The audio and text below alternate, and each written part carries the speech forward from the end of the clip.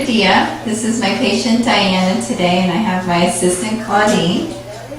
And we're going to be doing Botox today on the forehead, glabella, which is the area between the eyebrows and around the eyes.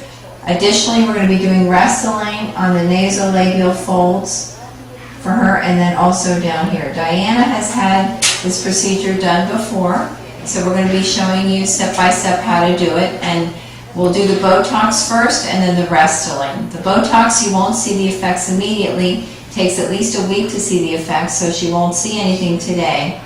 But the Restylane, you will see right away the effects. So we'll go ahead and get started. Do you have any questions for us, Diane? No, thank you. Okay. We're going to have her lean back a little bit, and then we're going to go ahead and do the Botox injections. Okay, we have her frown. We're going to do the glabella area first. So she's going to frown. You can see she's got this dynamic movement of the line, so the goal is to have it to when she frowns, it will look relaxed like that after the Botox has taken effect. Have you turn this way? Okay, go ahead and frown for me, Diana. Okay. And then relax. Okay, so we inject while the patient is relaxed, just tiny little pokes. The risk from this procedure, the most common, is bruising.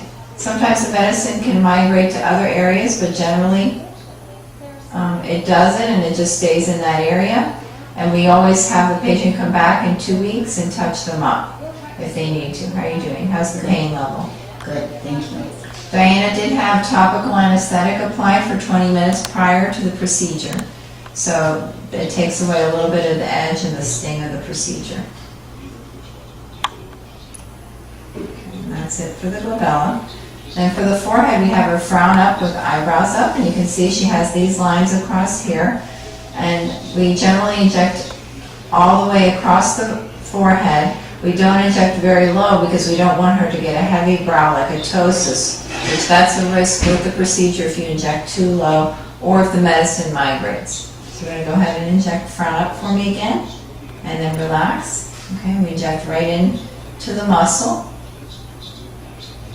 And in women, we inject mainly medially, but we don't inject too much laterally because that gives you like a flat brow and it doesn't let you have that arched effect, which looks more attractive in women if the brow is arched.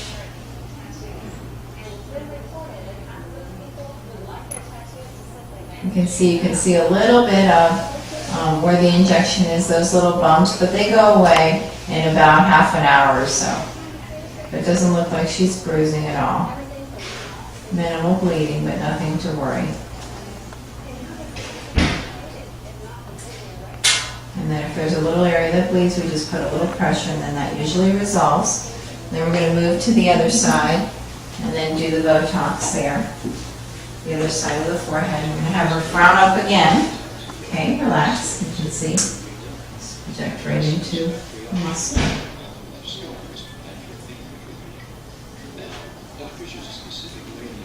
You can see it's a very simple procedure. Well tolerated. A little bit of discomfort, but not too bad.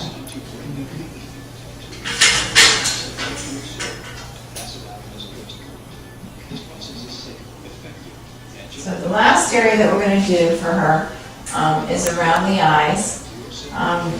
We also do a little bit here in the lateral brow. We inject a little down here, and that helps to raise the brow. So we're going to do that now. You can see just a little shot here. Okay. For the eyes are generally the areas that bruise a little bit more. So we're very careful about looking for little fine vessels around the eyes. We're going to have her smile. Okay, relax. Okay, go ahead and inject very closely, but try to avoid the little vessels around the eyes.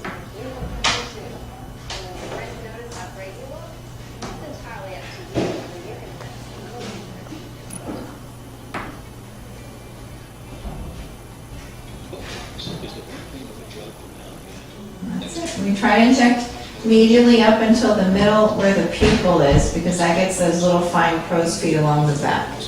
So that's that eye, and then we're going to move to the other eye. So we're going to turn this way, so we're going to do that eyebrow, the shot on the side of the eyebrow again to help elevate her brow. Have her smile. Okay, relax.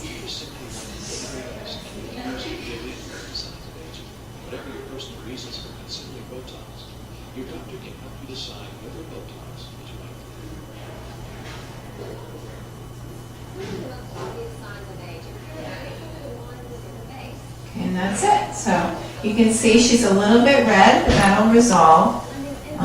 There's a little bit of discomfort, but if there's any areas that look like they're bleeding, we put little ice packs, but she looks like she's doing fine. We always have the patient come back 2 weeks later so we can touch them up if we need to. And then we just check and have them move, frown, raise their eyebrows, smile, and then if we need to touch them up, we will. As far as the Restylane is concerned, the areas that we generally do are these lines here, the nasolabial lines. And these areas here, if you look closely on Diana, she has a little bit of a depression here. So we're going to work on those. And also we put a little bit in the lateral lip, and that helps to elevate a little bit of the lip. Because as you get older, you get a little bit of a downturn. She doesn't have it too bad. We're going to have a little bit elevated. It makes her look a little more youthful. So we're going to go ahead and start with the Restylane, and this we'll see the effects right away. You ready, Diana? Yes. So this, we don't have her smile or anything. We just go ahead and do a little injection into the area. If you're like most consumers, it's difficult to distinguish between products that really work versus products that are on market.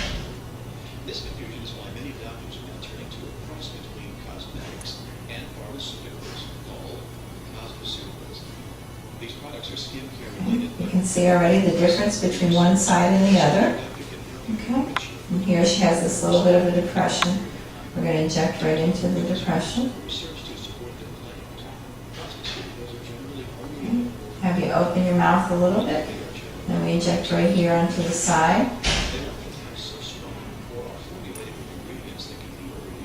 Okay, have you closed? And you can see that helps curl up her lip a little bit as opposed to this side. You see the lip is a little bit more curled up, and it just gives her a little bit of a happier look. We're going to move to the other side.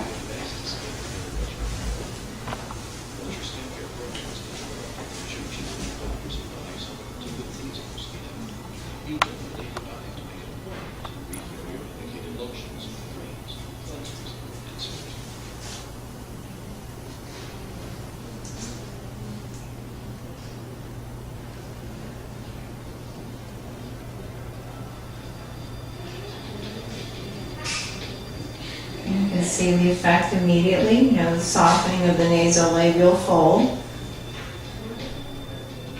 Inject this lower area here.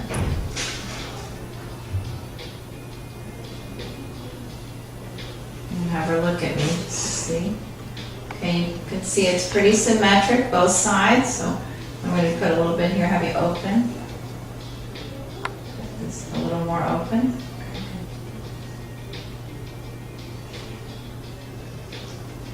Close. You can see that helped curl up her lip a little bit. And you can see on both sides it's curled up a little bit.